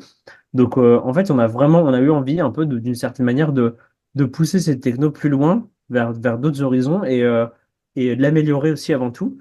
Et donc, en fait, on s'est dit, bah, pourquoi ne pas le faire nous? Créer une boîte, c'est devenu juste logique après de ce point de vue-là, tu vois. Ouais, je comprends. Ben ouais, c'est une suite logique. La création d'entreprise pour toi était finalement la finalité d'un besoin que tu devais exprimer. En gros, c'est ça. Ouais, c'est ça, exact. Ouais, ouais. Ouais, ouais, c'est ça. Ok, ok, ouais, ça se tient, ça se tient. Ouais, Je pense que c'est comme ça en fait finalement. Tu crées ton entreprise parce que t'as identifié quelque chose qui fait que finalement ça marche plus ou alors il manque une brique à Ferme. quelque part. Alors du coup, t'as plus ou moins de chance parce que des fois la brique qui manque, elle est tellement évidente et des fois elle est tellement subtile en fait. Mhm. Et quand elle est Mhm. subtile, c'est dur le travail de, tu sais, d'éducation derrière. Dire, mais non, mais c'est ultra important. Ah non, mais je fais ça comme ça. Non, Non, mais t'inquiète pas, carrément. ça va te faire gagner du Ah, temps. raison. Non, c'est clair. Et il y a un peu ce travail-là, je crois qu'en gros, ça s'appelle l'évangélisation du marché. En gros, c'est leur faire comprendre ce que tu fais. Déjà, avant tout, c'est un point important, parce que tout le monde ne connaît pas ces technos aujourd'hui, hein. Et ensuite, bah, au-delà de leur faire comprendre ce que tu fais, c'est ce que ça leur apporte. Et c'est vraiment ces deux aspects qui sont un travail très long terme. Au-delà de développer la techno qui n'est pas simple, il y a aussi cet aspect marché qui n'est pas simple non plus. Donc, ouais, on a vraiment choisi l'option, on a pris le mode difficile, quoi, dès le départ. Tu sais, t'allumes ton jeu vidéo. C'est quoi le mode difficile? Bon, bah, ok, crée mon entreprise Donc, dans le milieu de science. c'est ça, c'est Mode une hardcore, boîte tu sais. hardware. Une boîte hardware, donc en B2B avec des clients qui sont des professionnels et dans le domaine un peu voilà, mécanique, science, ouais, c'est pas mal. Un bon Ouais, challenge. non, mais c'est clair, c'est hardcore, tous ces trucs. En fait, franchement, la science en tant que telle, c'est un domaine qui, c'est là où je qualifie qu'il est vieux monde, parce que c'est un domaine qui laisse pas, pour moi, qui laisse pas la place à l'innovation. Alors, je vais m'expliquer, je vais me faire peut-être des ennemis par rapport à ça. Et d'ailleurs, si vous n'êtes pas d'accord avec moi, laissez-moi un commentaire, je serais ravi de discuter avec vous là-dessus. Mais, si tu veux, euh, pourquoi je tiens ce propos? Parce que nous, la science, on dirait qu'on n'a pas le droit de rêver. Ça veut dire, en fait, moi, c'est ça ma sensation. Et d'ailleurs, c'est pour ça que j'ai créé Dromie un matériau, que j'ai créé ce podcast pour parler à la cool. Tu vois, regarde, au travers de ce podcast, on n'a pas vraiment parlé de chiffres. Je t'ai pas demandé, toi, tu m'as énoncé quelques chiffres, notamment par rapport à la fréquence. à appliquer sur le matériau. Ouais, bien sûr. Mais tu vois, je suis pas allé te chercher sur des chiffres ou des choses comme ça. Pourquoi? Parce Oui, que bien c'est sûr. pas mon intérêt. Mon intérêt, Mhm. c'est de te proposer, de te présenter, qu'on parle à la cool, un peu comme le milieu qui font de la tech, la finance, les choses comme ça, tu vois. Ils sont à la cool. On n'est pas là pour Moi, je suis là pour présenter des personnes, des profils et passer un ultra bon moment, tu vois. Et, euh, et je trouve que nous, le milieu scientifique, il souffre trop de ce, tu sais, de cette expertise. Faut que je devienne expert. Faut que je sois pas, qu'on me prenne pas pour, que je me décrédibilise. Non, en fait, t'as le droit de parler, t'as le droit de dire ce que tu penses, même si tu vas à côté de la plaque, c'est pas grave. Mais, mais c'est peut-être ce côté de la plaque qui demain va te faire innover. Et que Mhm. demain, il va te faire présenter un truc incroyable et que tu vas mettre tout le monde au pied du mur, tu vois. Mais Mhm. il faut t'autoriser à rêver. Il faut t'autoriser à dire des conneries, tu vois. T'es obligé à un moment donné. Si tu fais pas ça, tu rêves pas. Si tu rêves pas, tu n'innoves pas. Si tu n'innoves pas, tu n'optimises pas. Mhm. Donc, et je trouve que c'est quelque chose qu'on souffre nous cruellement en science. Par rapport à ce Ouais, biais, à ce prisme de l'expert, et je que pense qu'il y a disant, mais je vais pas y plusieurs aller choses. parce que peut-être je vais me faire taper dessus, parce qu'il y en a un qui va me dire, mais non, c'est pas ça, t'as pas vu l'article tel, de tel, de tel. Ben, à un moment donné, mon coco, on peut pas avoir tout, hein. D'ailleurs, Non, évidemment. Je suis d'accord. voilà. D'ailleurs, c'est pour ça que Materiologist, la newsletter, elle existe aussi. C'est pour vous permettre de voir un peu plus de choses. Mais, euh, mais, euh, mais tu vois, c'est des besoins. C'est pour ça que j'ai créé Dromé un matériau. Parce que je voulais donner la parole aux scientifiques et me dire, ben voilà, j'ai envie que les femmes et les hommes de science parlent à la cool de leurs projets, de leurs Mhm. passions. Et que la science, c'est une passion, en fait. On est là parce que c'est une passion. Parce que comme tu l'as dit, Vincent, je suis totalement d'accord, le mode hardcore, on l'a déjà dès le début. On a choisi dans le jeu vidéo, mode hardcore. Paf, maintenant, je me démerde avec. Évidemment, Je disais, évidemment. t'as une seule vie, tu gagnes pas d'XP si tu perds tout ton XP si tu meurs. tu, tu vois le truc, Absolument, quoi. mais bien sûr.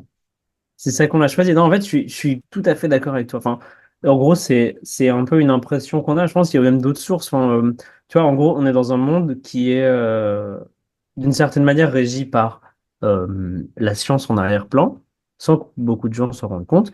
Et en fait, cette science-là, elle est limitée parce que à chaque fois que tu fais quelque chose, en fait, tu peux pas non plus. Il y a un peu cette limite de tu peux pas dire ce que tu veux quand tu veux, entre autres parce que tout le monde dirait n'importe quoi et il faut que genre les pairs valident ce que tu fasses. Donc en gros, c'est pour ça que quand tu fais bien un article, il y a des reviewers, etc.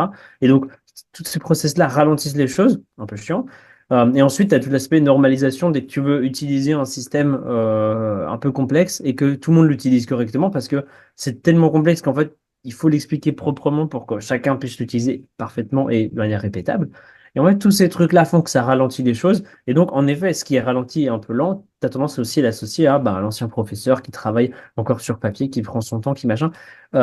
Certes, il fait quasiment jamais d'erreur, mais c'est vrai que il manque de ce truc de, bah, en fait, tu tentes parfois en mode, tu as une intuition, tu testes et on s'en fout. Si c'est juste pas bien ou ça marche pas, tu as essayé. Et juste ça fait avancer. Notamment, c'est un point très important, je trouve, même sur les publications peu de publications relatent des gens qui ont essayé des choses qui n'ont pas marché. C'est souvent tu publies quand tu as des bons résultats, mais en fait, ce serait génial de voir tout ce qui n'a pas marché, puisque ça permettra à beaucoup de gens de ne pas le faire.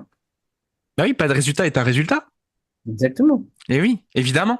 Et d'ailleurs, c'est ce que nous on prend. Enfin, moi, c'est ce que je prends en science. À chaque fois que je me dis pas de résultat est un résultat. Bon, mais et du coup, bon, ça c'est aussi le côté bien de la science, de dire ça en fait. Mais Oui, effectivement, c'est un chemin qui se ferme. Il se ferme parce qu'au niveau actuel de technologie, peut-être qu'il est pas intéressant, tu vois, d'y aller. Mhm. Et non, non, mais je suis d'accord avec toi. Et en fait, si tu veux, je pousse cette caricature parce que je la trouve dommage. Tu vois, moi, je le vois sur LinkedIn. Des fois, il y a des choses qui m'ennuient, tu vois. Qu'il y a des gens qui disent des choses et que déjà, il y a des fois, il y a des gens qui viennent leur tomber dessus. Alors, même si le gars, il a dit une erreur. Mais le but, c'est pas de tomber sur la personne. Pour moi, le but, c'est de comprendre Mhm. pourquoi elle dit ça et dans quel référentiel elle s'est située. Parce que Ouais. quasiment, peut-être 99% des disputes, c'est une différence de référentiel. On n'a pas le même Ouais. référentiel. Ouais. Donc, du coup, je trouve ça un peu dommage, tu vois, voilà, moi j'aimerais qu'on soit beaucoup plus, parce que je pense que on peut cohabiter, on peut être beaucoup plus complaisant, Mhm. tout en ne sacrifiant pas notre rigueur, tu vois. Oui, absolument, Surtout si le absolument. scientifique il commence à dire, écoutez les gars, il met son préambule, il dit simplement, euh, rêvons, et après il dit ce qu'il a à dire, tu vois. Et là, à ce moment-là, bah, les gens, il faut le prendre correct, tu vois. Il faut se dire, bah voilà, bah oui, effectivement, c'est intéressant, ouais, tu vois, ouais, ça serait, voilà, et c'est ce qui peut-être fera la science de demain. Et peut-être que l'opérateur Exactement. Mike arrivera demain. C'est bien, Ah, regarde. là, tu- C'est en rêvant comme ça que peut-être tu arriveras à créer des choses. Enfin, tu vois, Ouais, Aussi, ouais. en fait, tu te dis, pour certains, peut-être tu te dis, non, mais en fait, à quoi bon proposer un truc, puisque on va me tomber dessus en me disant que c'est impossible.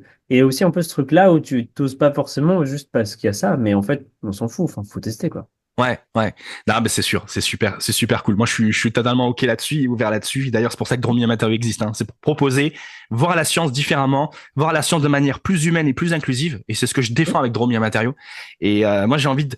Il y a le scientifique, oui, mais derrière le scientifique, il y a la personne. La personne, elle a des rêves et des motivations. Moi, c'est ça qui m'intéresse, tu vois.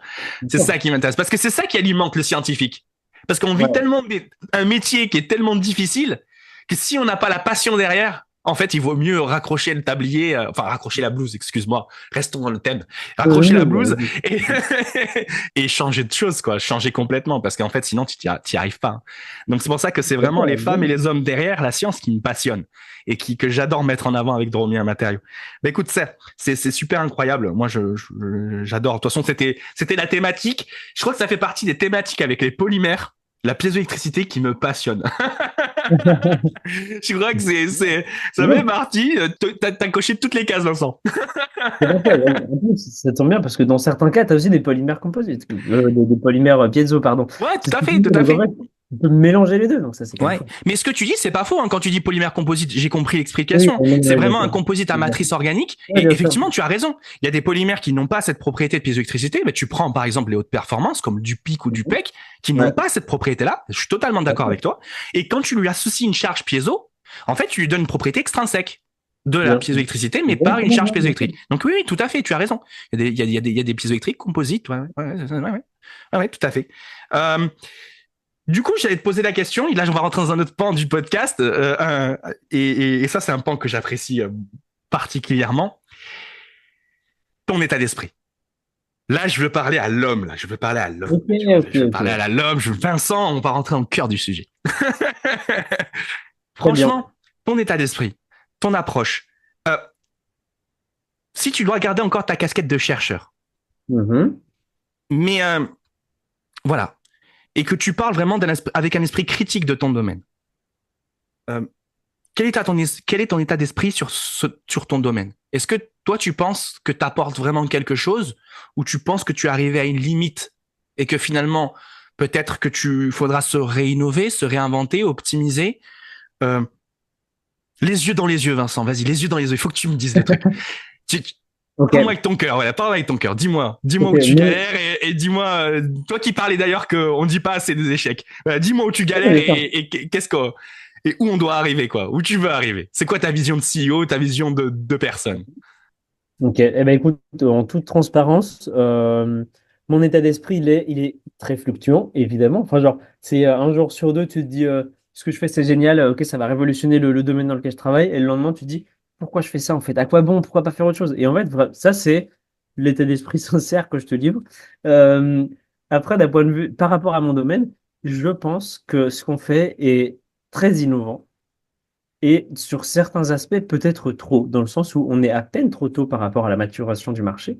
Et donc, on doit essayer de, bah, ce que je disais, évangéliser le marché. Donc, en fait, voilà, produire notre techno, réussir à bien la présenter. Ça, c'est vraiment un aspect très important sur l'aspect communication aussi, pour pouvoir proposer le meilleur des choses et que les gens comprennent ce qu'on veut proposer également. Ça, c'est très important.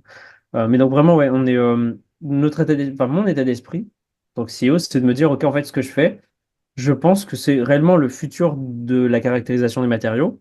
Euh, et ce qui est un peu dur parfois, c'est de se dire, mais en fait, ce futur-là, il est peut-être pas genre dans un an ou deux, mais dans cinq. Et donc, bah, il faut trouver des choses à faire en parallèle. Il faut réussir à vivre de ce qu'on veut faire. Et c'est aussi pour ça qu'on a à un certain moment essayé de diversifier en allant pas que vers la caractérisation des propriétés méca ou des propriétés élastiques, mais en allant vers d'autres choses. Donc, on veut juste utiliser, en fait, on a ce qu'on s'est dit, c'est on fait un pas en arrière, on prend du recul et en fait, on regarde que on fait pas juste des systèmes qui caractérisent des matériaux, on fait des systèmes qui génèrent les vibrations qu'on utilise pour caractériser les matériaux et qu'on peut utiliser pour plein d'autres choses. Et donc, faisons ça, élargissons les choses.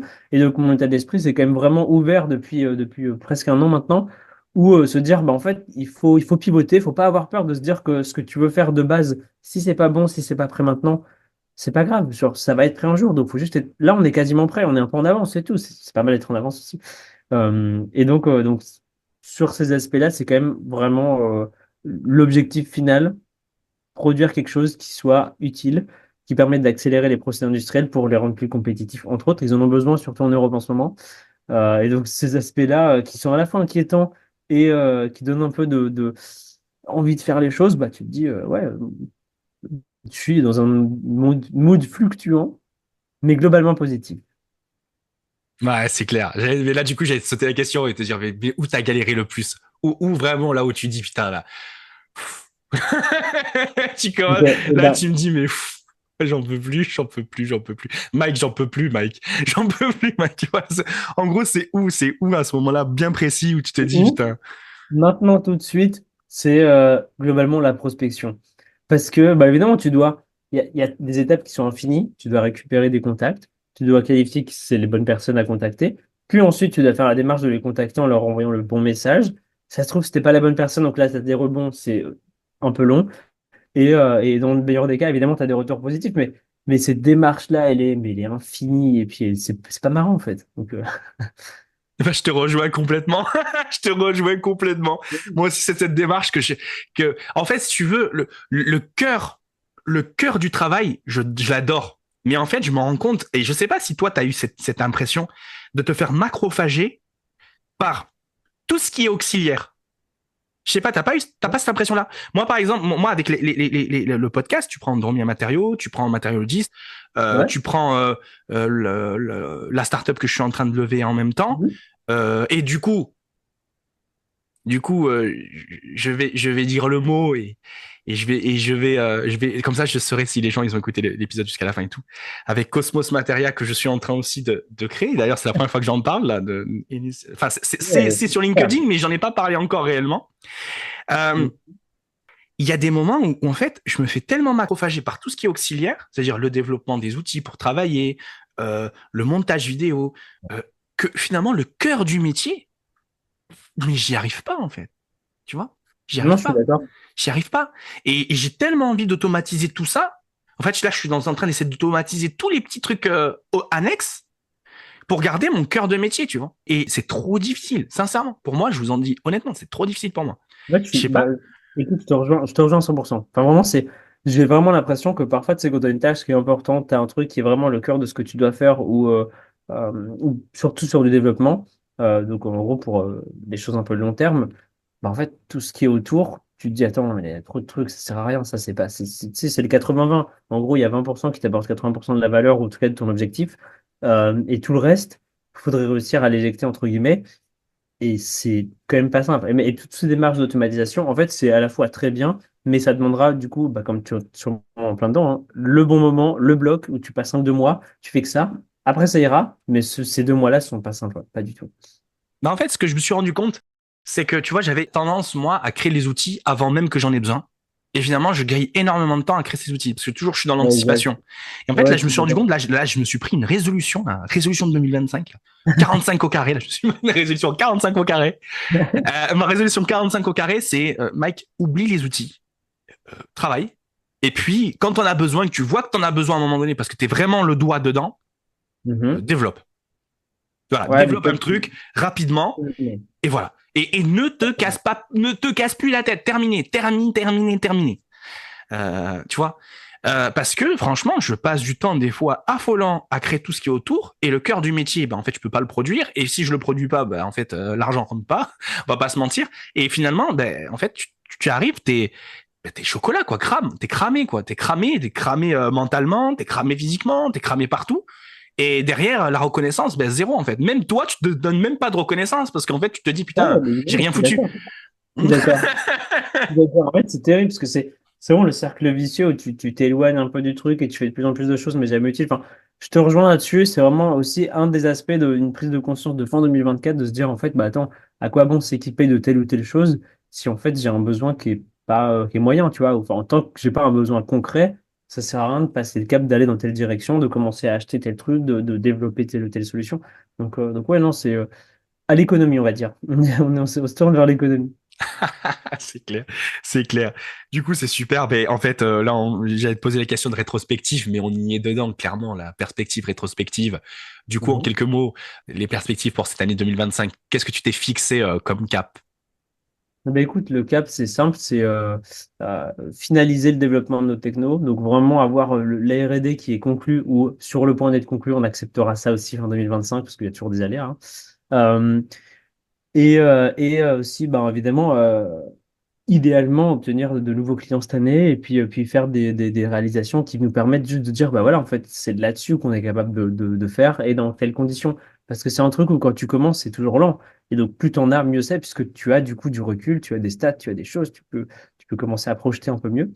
Et donc, c'est vraiment tout ça qu'on aimerait globaliser sur cette année-là. Ah, super, super, pas super. C'est ça qu'il faut se donner un cap et au moins on y va, on y atteint, on faut se met tout Exactement. pour y atteindre. Et c'est vraiment là comme ça tu remplis tes OKR, tes OKR, tu vois. Objectif Key Result Action, tu les remplis Exact. grave et tu vas à 2025. Exact. Bon, super. Écoute, est-ce Donc, que du tu as des coup, conseils? C'est quoi ta bouteille à la mer? Là, franchement, la bouteille à la mer, si tu la lances là maintenant, pour que ça soit pour les plus jeunes, pour les gens de notre âge, de notre génération, ou même pour les plus expérimentés, qui s'y comprennent bien que tout le long de la vie, on apprend. Voilà. mhm. C'est quoi ta bouteille à la mer? Qu'est-ce que tu donnerais comme conseil? Euh, Si j'ai un conseil, enfin en gros, je le disais souvent au début, et c'est de plus en plus vrai, et tu t'en rends compte vraiment très vite, c'est que en fait, quand tu as un projet, souvent tu en parles beaucoup parce que tu veux le faire, ça te tient beaucoup à cœur, mais le moment où tu y vas, il est vraiment très éloigné dans le temps par rapport au moment où tu as commencé à y penser, souvent, hein, quand tu l'as jamais fait en tout cas. C'est la première fois que tu veux te lancer, notamment dans l'entrepreneuriat ou dans un truc un peu perso, euh, qui est d'une certaine manière un peu risqué. En vrai, il faut dans tous les cas essayer de le faire quand même le plus rapidement possible ou s'y confronter et pas avoir peur un peu du retour. Mais en gros, c'est vraiment un aspect où, dans mon cas hein, personnel, parfois tu butes sur l'étape de prospection parce qu'en fait c'est le moment où tu te mets à nu d'une certaine manière, tu proposes ton offre et tu vois les retours. Et ils peuvent être tous négatifs comme tous positifs et c'est en effet inquiétant. Tu te dis en fait c'est maintenant que je vais savoir. Donc parfois tu as tendance à repousser parce que tu te dis bah pas tout de suite, on verra. J'ai pas trop envie de prendre ça dans la tête maintenant. Et c'est un peu pareil avec créer ta boîte parce que tu te dis si tu crées t'as une idée, t'as une envie de faire un truc, tu sais faire quelque chose, il faut le faire le plus vite possible pour avoir le plus vite possible des retours et ajuster. En fait, il ne faut pas avoir peur d'ajuster et de se lancer. C'est le conseil un peu bateau qu'on entend partout, mais en vrai, il est fou. C'est juste être capable de prendre la critique pour ajuster. Ouais, je comprends très bien. Ouais, je comprends très bien. Je le vis, moi, ce rêve-là. Moi aussi, je le vis, ça. Je le vis, Ouais. tu vois, la peur de se confronter des fois aux choses. Tu sais que t'as l'idée, tu sais que t'as la bonne idée. Et après, enfin, moi, ce que je trouve assez fou, c'est, tu sais que t'as la bonne idée, et après, franchement, elle est sortie de ta tête, hein. Tu l'as pas, tu l'as pas trouvé sur Internet, rien. Il est sorti de ta tête. Et d'un coup, quand tu commences à faire tes premières recherches, tu vois des gens qui l'ont déjà fait, t'es dégoûté. Et après, tu te dis, mais comment tu peux ajuster? Mais en fait, t'es dégoûté, mais En fait, euh, il faut surtout pas être dégoûté. tu vois, c'est très, enfin, c'est borderline. Pourquoi je dis c'est borderline? Parce qu'en fait, t'es dégoûté parce que tu vois qu'il a fait le projet, mais tu vois de comment il l'a, d'où il est parti pour arriver, et toi, d'où t'es parti pour arriver, finalement, tu vois qu'il y a une déclinaison qui se fait. Tu vois, Mhm. t'arrives à voir la déclinaison quand même. T'arrives à voir qu'il y a un cheminement où on se retrouve, mais quand même, on va pas à la même chose. Et peut-être potentiellement, on peut être en synergie. Tu Ouais. vois? Parce que lui va axer sur quelque chose plus par rapport à toi et qu'à la fin, peut-être que ça peut être un business commun, entreprise A, X, entreprise B, qui fait un partenariat pour finalement étendre le marché Ouais. et étendre donc sa zone d'influence. Et c'est ça, en fait, qu'il faut se dire, et je pense que ça, c'est le conseil que je peux vous donner, moi, de mon côté, c'est vraiment, quand vous avez votre projet, ok, allez-y, regardez vous mettez sur ChatGPT, hein, vous faites vite fait une veille, vous tapez, vite fait, vous regardez ce qui se passe, vous commencez à regarder, et si quelqu'un a fait la même chose que vous, ne vous inquiétez pas.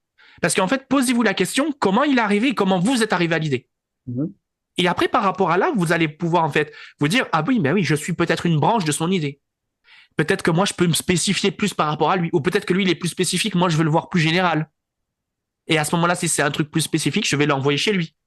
Et après, créer de la prescription. C'est-à-dire que l'un prescrit l'autre. Voilà. Essayez de travailler sur ça, ne vous démoralisez pas et essayez de travailler sur ça. Et je pense que c'est vraiment le secret en fait. Moi, et c'est quelque chose que je travaille sur moi parce qu'au début, tu vois, je m'étais bloqué. Je me dis putain, mais ils font la même chose que moi. C'est quoi ce bordel? Tu vois, tu vois tout ça. Et Ouais, bien sûr, bien finalement, sûr. Voilà, moi, c'est vraiment le conseil que je peux donner et appuyer la vision de Vincent là-dessus, quoi. En fait, Et j'appuie la tienne, quoi. si je peux rebondir sur ce que tu dis, euh, en fait, je suis entièrement d'accord avec ça. C'est-à-dire qu'en fait, être capable quand tu vois quelque chose qui est presque la même chose que ce que tu veux faire, limite, c'est un avantage parce que tu n'es pas le premier à le faire. Donc en fait, ça veut dire que tu peux aussi regarder comment ils font et te dire, bah voilà, comment moi je fais. Et j'estime que ça, c'est mieux. Donc je vais le mettre en avant là-dessus. Et aussi, d'une certaine manière, hein, il faut pas hésiter à, alors, surtout pas plagier parce que c'est juste inutile, mais copier les choses. Parce qu'en fait, les concepts, les moyens d'y arriver, si ça a marché, ça peut marcher pour toi aussi. Donc en fait, ça peut aussi te donner un petit peu un accélérateur sur certains aspects. Donc être capable de reproduire et adapter à ta vision, c'est parfait. Ben, surtout dans le domaine de la science, parce que finalement, une vérité, il y en a une multitude d'interprétations. Oui, il y a une multitude Non, d'interprétations pour une vérité donnée, mais néanmoins, bon, quand tu as compris le concept, c'est sûr. absolument. Bon, super. Mais écoute, Vincent, on arrive à la fin du podcast. Et qui dit fin du Mhm. podcast dit sonnette d'alarme. Ouh, Ok. je fais l'alarme. Sonnette d'alarme. Question signature du podcast, elle arrive. Ok. Vincent, si tu Oui. serais un matériau, Mhm. lequel serais-tu et comment tu te définirais? Ok. Ah, je pense que je serais tout simplement du bois. Entre autres, moi, je sais pas, j'aime vraiment beaucoup ce matériau, j'ai un bon rapport avec ce matériau. Je serais je sais pas, en bois rigide et souple à la fois, parce que tient le choc et en même temps capable de se plier pour répondre à tel ou tel besoin de tous les côtés. Donc, ouais, je mettrais ça. Incroyable. Tu es le quatrième. Enfin, je dis quatre et je vous montre trois. tu es le quatrième. Tu es le quatrième à me dire le bois. Bah, c'est pas pour rien, je pense que beaucoup de gens aiment le bois. Ah, j'adore. Ok, ok. J'adore. Vous êtes, ça fait quatre. Je devrais faire la team des quatre. la team des quatre. Bois. Le bois. Et je vais vous Ok. inviter, Ok. tous les Là, quatre, et je vais vous dire pourquoi vous aimez le bois. Vas-y, dites-moi. bon, attends, tu rigoles, ça se trouve, t'as trouvé encore un autre concept. ah, mais c'est incroyable. Mais c'est incroyable. Le Ouais, bois, ça ok, moi, j'accepte. Mais je trouve ça ultra, ouais, ultra incroyable. Ultra incroyable. Ouais, va. le Toi, ce bois, serait ouais, quoi? ouais. Toi, ce serait quoi, par exemple? Si tu peux le dire en... Ah, ben, je veux bien le dire, mais j'attendrai qu'on a, Ah, pour fêter, pour faire, en fait, comment dire, un milestone. Quand on aura atteint un milestone ok. Donc, sur le c'est podcast, un peu je le teasing. Un peu dirai. teasing. Ok. Alors, je vais pas dire, normalement, il y a un milestone qui arrive. C'est les 1000 abonnés sur la chaîne. Enfin, pas les 1000 abonnés sur LinkedIn. Mhm. Je ferai le milestone quand on arrivera aux 1000 abonnés sur YouTube. On Ok. est quand même loin. On est à 164, non, 165, je dis une bêtise, sur Ok. YouTube. Donc, on a encore de la marge. Si on arrive aux 1000 abonnés sur YouTube, on fera un épisode spécial Dromia Matériaux où je parlerai de moi. Ok. Ok, très bien. Ça, c'est pas mal, ça. Voilà, je vous le dis, je vous Ouais. l'énonce. Si on arrive à 1000 abonnés sur YouTube, je ferai un épisode Dromia Matériaux où je parlerai de moi et j'inviterai l'invité que vous avez préféré pour me poser des questions. Et ça, c'est à vous de le dire en commentaire. voilà, je le dis, c'est lancé, l'appel est lancé. Donc à vous franchement, c'est dans vos mains. c'est dans vos mains. Mais on fera un petit truc rapidement. Je ferai une petite vidéo quand on arrivera aux 1000 abonnés sur LinkedIn. Et là, pour le coup, on n'est pas très loin parce qu'on est à 910 abonnés sur LinkedIn. En effet, Donc, ouais, il y donc en a pas mal, 90 pas abonnés. mal. On fera une petite vidéo. Je ferai une petite vidéo rapidos pour vous remercier tout ça. Ça sera ultra clair. Cool. Mais le milestone, c'est celui-là de YouTube. Et ben, je vous attends. Je vous attends. La balle est dans votre camp. Moi, je fais tout ce que je peux, mais la balle est dans votre camp. Bon, super, Vincent. Bon, en tout cas, c'est ultra cool de t'avoir eu. Moi, j'ai trop aimé. Si on doit te joindre, voilà, on veut te contacter, on veut bosser absolument avec toi, Vincent. Quel est le canal le plus facile pour toi pour te connecter? Bah, écoute, il y en a deux. Il y a évidemment LinkedIn, hein. Je suis présent sur LinkedIn. Et puis par mail. Donc, mon adresse se trouve aussi sur LinkedIn. Donc, en fait, voilà. Globalement, allez sur LinkedIn et après, choisissez ce que vous voulez. C'est clair, c'est clair. Bon, bah écoute, on termine sur ces jolis mots. Allez, je vais passer. Chaque fois, je me dis, il faut que je l'enregistre. Peut-être que là, pour la saison 3, j'enregistrerai ce passage. Quand je parle je vous remercie tout le monde. Bon, bah, je vais le faire, là. Je vais le faire. Vas-y, Bah, vas-y. écoutez, en tout cas, merci beaucoup de nous avoir écoutés. Ça, c'est, bah, écoutez, pour dynamiser tout ça, pour donner de la voix aux femmes et aux hommes qui passent sur Dromia Matériaux, n'hésitez pas finalement à liker sur YouTube, liker, partager, commenter, enfin, vous abonner, mettez la cloche pour pas oublier qu'il y a des nouvelles petites vidéos. En plus, je fais des petits shorts aussi sur des petits trucs bien précis et tout. Donc, franchement, si vous voulez nous soutenir, c'est la meilleure solution. Sur Spotify, n'hésitez pas aussi à vous abonner, mettre 5 étoiles. Vous pouvez commenter également, commenter les épisodes. Alors, on est présent sur Apple Podcast et Deezer aussi. Donc, n'hésitez pas ici également. Pour la newsletter, alors il y a eu des petits changements. La newsletter du podcast n'existe plus, parce que je l'ai enlevée, parce qu'elle est maintenant remplacée par The Materialogist, la newsletter qui parle de l'actualité des matériaux, et au sens large du terme. Et d'ailleurs, n'hésitez pas à vous abonner à The Materialogist. Et je vais revenir d'ici peu pour revoir un peu tout ça. Donc, en tout cas, n'hésitez pas. Côté, je remercie les contributeurs, parce qu'il y a des contributeurs au podcast déjà, donc qui payent un café, le Buy Me Coffee, me payent un café, donc en tout cas je leur remercie. Et je bois vraiment leur café, mon café à leur santé, et ça me permet de me maintenir éveillé pendant le montage des épisodes. Vous êtes pas mal. Donc, du coup, Vous êtes très, très du bien. coup, il me sponsorise le montage des épisodes parce que grâce au café qu'il me paye, je peux vous monter. J'ai les yeux comme ça pour monter les épisodes. Du coup, donc tout là-dessus. Le site également de Dromia Matériaux, pour le moment, je l'ai arrêté. Donc il a été coupé parce que je veux centraliser donc quelque chose de nouveau qui va arriver d'ici peu. Donc je communiquerai ça sur LinkedIn. Et n'hésitez pas, par contre, le groupe Discord est toujours disponible. Et il va évoluer, d'ailleurs, ce groupe Discord va évoluer. Il ne va pas rester que pour Dromia Matériaux. Il va évoluer pour autre chose. D'ailleurs, dites-moi en commentaire si vous préférez plutôt, je voulais créer une communauté. Est-ce que vous êtes plutôt Discord ou Slack? Dites-moi en commentaire, comme ça, à la rigueur, je change. Ou alors plutôt forum, je ne sais pas. Dites-moi, je suis ouvert à tout ce que vous me proposez. Dans la limite du raisonnable. Ça, c'est le disclaimer. Alors, du coup, et bah écoutez, par rapport à ça, bah, je crois que j'en ai terminé. Et ce que je vais proposer à Vincent, c'est de nous donner. Vincent, est-ce que tu peux nous donner le mot de la fin de cet épisode? Bien sûr. Tout d'abord, merci Mike et merci à tout le monde de nous avoir écoutés. Surtout, bah, continuez à faire de la science. Voilà. Continuez à kiffer, faites de la science, faites des découvertes, testez des choses. C'est le minimum et c'est vraiment, normalement, vous devriez kiffer. Sur ces belles paroles. Je vous dis à très vite, les amis, pour un nouvel épisode de Drôme et Matériaux, votre podcast qui parle de science et de matériaux. Comme vous avez pu le voir, on a parlé de piézoélectricité. Et ce que vous devez retenir, c'est d'expérience humaine. Allez, à très vite, les amis. Salut.